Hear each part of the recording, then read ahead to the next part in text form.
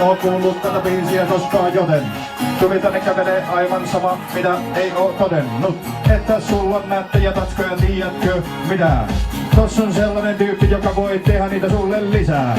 Ja se on aina ilmaista, ei tarvi kiljasta, aika hiljasta. Mulla on niitä räppejä lisää, voin sanoa Mirjasta. Vielä pari sanaa, mut se ei tullut tänne, joten joka kerta pilaten elämänne. Koita räppää miten vaan tyylejä lähtee, jätän kaikille muille vaan tähteet. Eli tyylejä tulee vitun novelti ja hommat hoituu aina ja homiksia, koskaan ei tuu mitään kultaa. Tossa on kännykkä, anna sitä multa.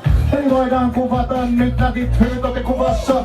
Eli kamera on just näin, päin tulee tänne ja räppää aina just näin. Mitä en ole koskaan kuullut tällaista tyyliä ja tulen räppää tätä. Otin pitkän kuvan tästä tyypistä, koska muistelen sitä kun mullakin oli parta ja viikset. Mut silloin muistelen myös sitä hetkeä kun olin DJ.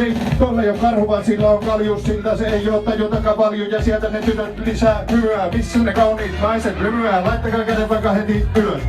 Hommat houtuu nyt ylös riimilleen, on keksinyt riimiä vaikka on rävännyt liikaa kun siivillä puolta mun päin, joten tuolta nyt tää homma toituu. Joka kerta tuolla on tää ja sitten ne laulaa siihen kertsiin, joka menee kuin mertsi, eli sellaista kuin mertsi aina. Tuli tänne vaan joku kertsis bailaa. Lisää. En oo kuullut tätä biisiä, kuulostaa vitun siistiltä.